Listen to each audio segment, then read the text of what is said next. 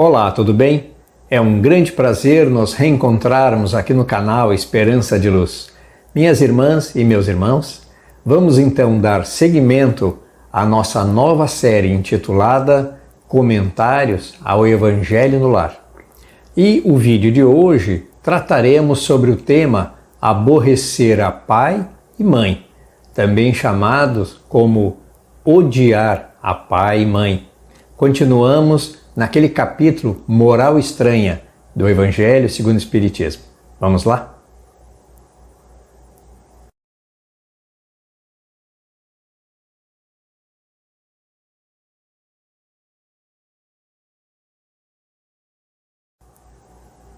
Lembramos mais uma vez que estamos nos baseando na obra O Evangelho segundo o Espiritismo de Allan Kardec, mas com comentários e tradução de Herculano Pires, jornalista, escritor, grande pesquisador da doutrina dos espíritos e grande amigo de Chico Xavier. E para dar início, apresentaremos exatamente o texto que está escrito lá em Mateus capítulo 10, no versículo 37, e em Lucas, no capítulo 14, no versículo 25 e 33. E muita gente ia com ele.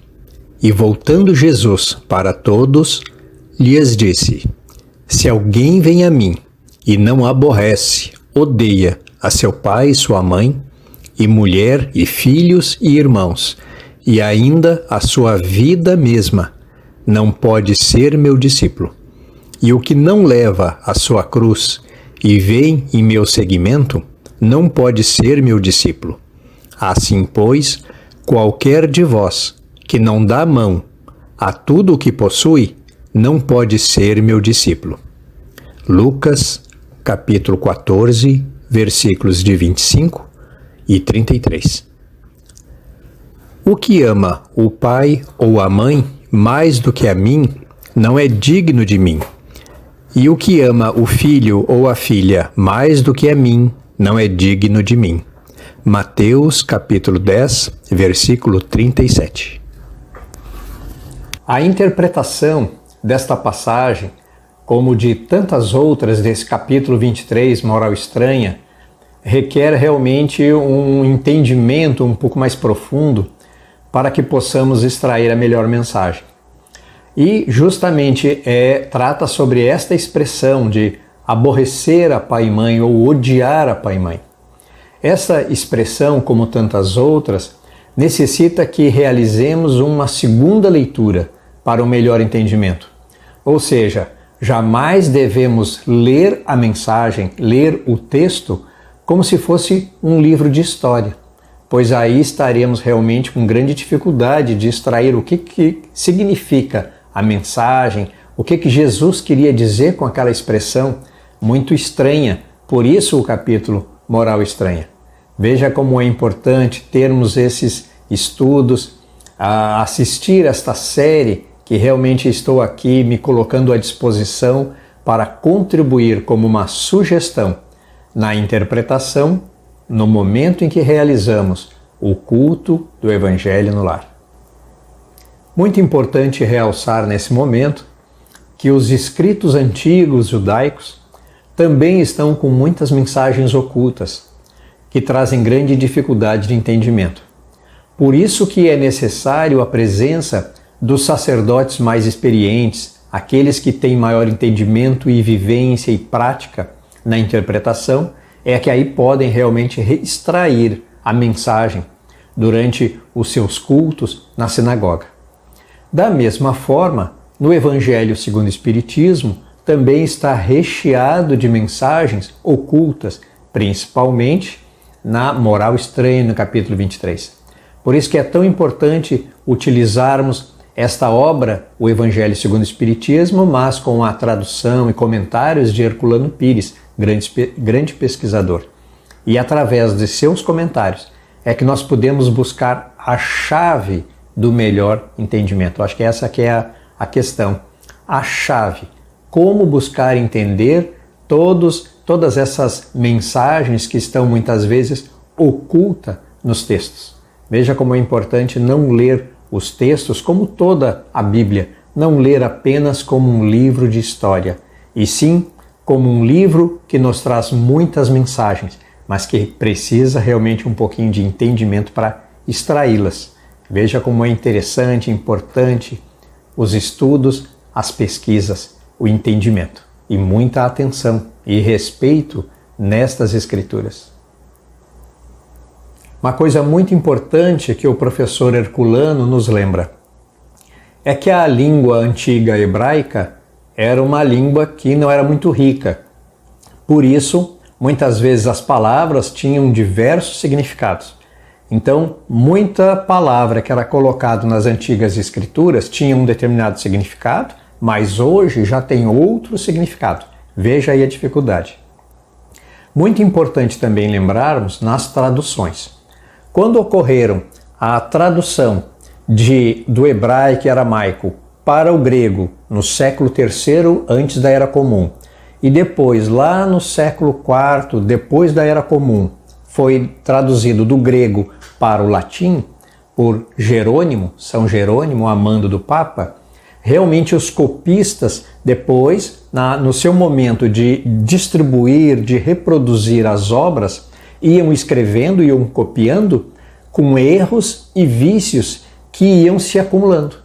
Então é como se fosse assim uma bola de neve, com aqueles erros de tradução lá de trás e depois mais para frente já na Era Comum.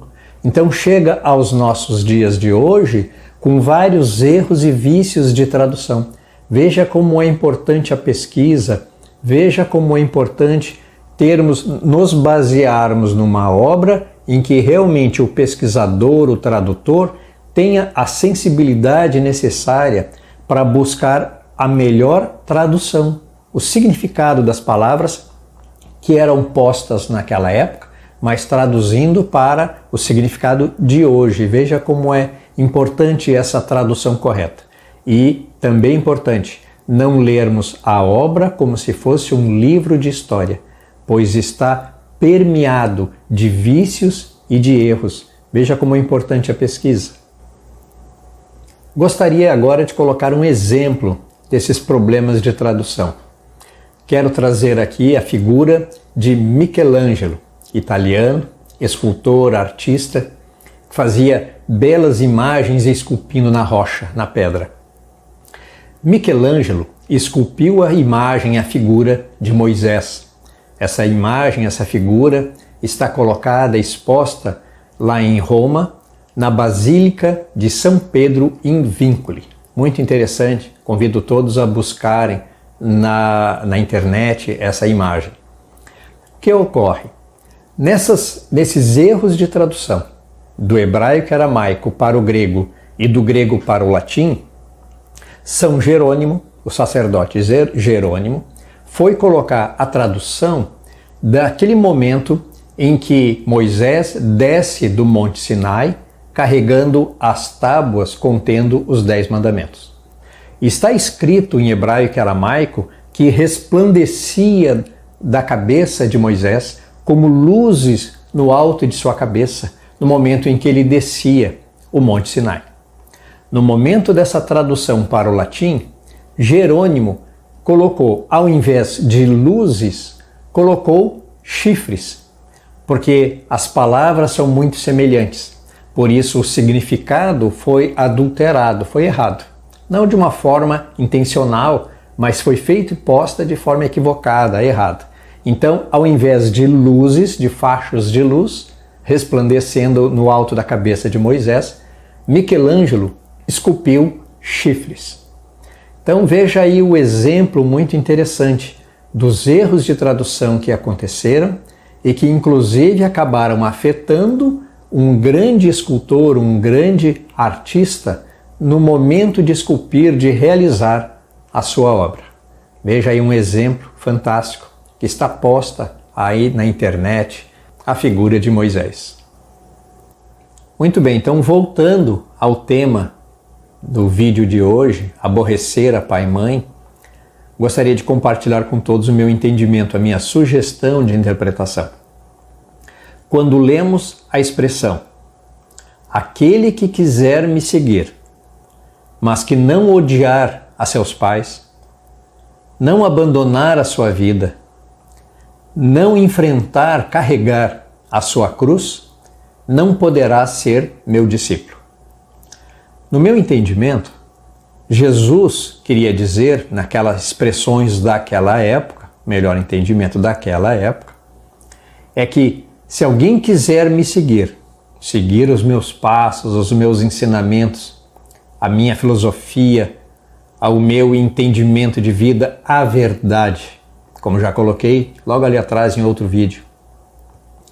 Aquele que quiser me seguir e amar mais a seus pais, amar mais a sua vida e não enfrentar, não quiser carregar a sua própria cruz, o seu fardo, a sua missão aqui na Terra, não poderá ser meu aluno, não poderá ser meu seguidor, não poderá ser meu discípulo. É isso que Jesus dizia. No meu entendimento, Jesus não queria dizer que as pessoas odiassem os seus pais, que abandonassem a sua vida, não é? Jesus sim nos motivava a abdicarmos do apego excessivo pela família, do apego excessivo aos bens materiais. Então, vamos observar assim que a mensagem, a palavra-chave é de forma obsessiva, exagerada. Como todos nós sabemos, muitas vezes, a diferença do remédio para o veneno é a dose. Então, tudo na vida nós devemos ter o equilíbrio para que possamos conduzir a nossa vida de forma equilibrada, de forma com razão e sentimento unidos. Então, Jesus jamais queria que nós abandonássemos a família, ou seja, que relegássemos em segundo plano em nome de uma seita, em nome de uma religião, em nome de ideias, jamais. Jesus sim nos motivava a evitarmos, a abdicarmos dessa forma obsessiva de pensarmos nas coisas materiais e que jamais nos esquecêssemos de que a nossa missão aqui na Terra é evoluir, crescer como seres humanos, como almas melhores a cada dia. Então, por isso que é muito importante essa ideia. Jamais Jesus queria nos dizer para odiar a nossos pais, a nossa família, abdicarmos de nossa vida. Ou seja, todos nós estamos aqui na Terra, encarnados, convivendo com as questões materiais para aprendermos e evoluirmos com equilíbrio, com bom senso, com razão e com coração, sentimentos e com a nossa consciência. Jesus nos trazia a verdade e muitas vezes é complicado, difícil de entendermos a mensagem, a verdade posta por Jesus. Jesus faz referência também a que não fujamos de encarar as dificuldades que nos chegam por abraçar, aceitar essa nova forma de ver a vida e o mundo. Então, para sermos um verdadeiro discípulo de Jesus, é muito difícil, Jesus exige muito de nós, abnegação e despreendimento. E se aceitarmos encarar essas dificuldades, esse desafio, subiremos como uma ladeira escabrosa. Mas Jesus nos acena com a possibilidade de construirmos o reino de Deus em nós, dentro de nós. Dentro de nós construiremos o reino de Deus, como o prêmio maior, em que Jesus nos acena com essa possibilidade, se agirmos realmente com coragem, com abnegação. Então, receberemos o grande prêmio, que é termos paz, termos harmonia e equilíbrio. Então, vamos agindo com sabedoria, utilizando, colocando em prática tudo aquilo que vamos aprendendo. E quanto mais praticarmos, quanto mais aprendermos, mais vamos construindo o reino de Deus dentro de cada um de nós. Para enriquecer esta apresentação, que já inicia o encerramento, gostaria de colocar aqui a narrativa de Humberto de Campos, psicografada por Chico Xavier, na obra Cartas e Crônicas, onde Humberto de Campos coloca com muitos detalhes momentos de Jesus ensinando a Zacarias, grande agricultor, plantador de vinhas, nas regiões de Jericó, ensinando como Zacarias deveria agir e encarar as dificuldades para construir o reino de Deus em si. Vamos lá? Jesus se encontrava em Jerusalém e falava a Zacarias, dono de grandes vinhedos em Jericó: como será o reino de Deus na terra? O mestre Nazareno relata o reino da bondade, da caridade, da partilha e fraternidade. Zacarias, emocionado, indaga ao Messias: Senhor, desde sempre cultuo as tradições de nossos antepassados, tenho vivido nos princípios de Moisés. No entanto, do fundo de minha alma, quero chegar ao reino de Deus, do qual te fazes mensageiro nos tempos novos. Mestre, mestre, para buscar-te, percorri a trilha de minha instância até aqui, passo a passo, de vila em vila, de casa em casa. Um caminho existe, claro, determinado. Qual é, porém, Senhor, o caminho para o reino de Deus? A estrada para o reino de Deus é uma longa subida, mas logo a multidão eufórica carrega Jesus nos ombros, interrompendo a orientação a Zacarias. Tempos após esses momentos, Zacarias reencontra o Mestre em uma ladeira cheia de pedras. O Senhor da bondade carregava um pesado madeiro, tendo o corpo coberto em chagas.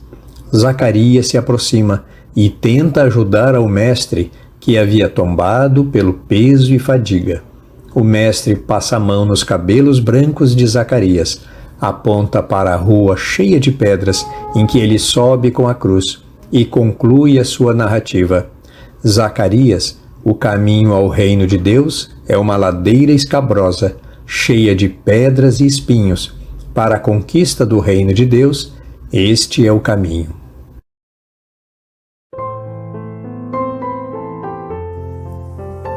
Muito bem, então, gostaria de, mais uma vez, convidar a todos a estudarem esta obra, o Evangelho segundo o Espiritismo, com todas as suas mensagens, suas parábolas, muitas vezes de difícil entendimento, principalmente nesse capítulo 23, de Moral Estranha, onde as mensagens se ocultam por detrás de palavras, muitas vezes difícil de entender, como odiar a pai e mãe e tantas outras. É muito importante que precisemos dar continuidade nesses estudos, nessas pesquisas, avançando. Um grupo, muito provavelmente, ajuda bastante. E com essa série de vídeos que lanço aqui como uma contribuição. No início é difícil, mas vamos praticando e vamos buscando melhor entendimento e vamos crescendo. É assim que funciona. E assim então, minhas irmãs e meus irmãos, encerro mais esse vídeo, agradecendo a todos e espero que esses comentários possam contribuir como uma sugestão ao entendimento melhor, à interpretação no momento da leitura do culto do Evangelho no Lar, e que estas mensagens possam fazer sentido a você que me assiste. Meu muito obrigado e pensemos nisso. Muita paz.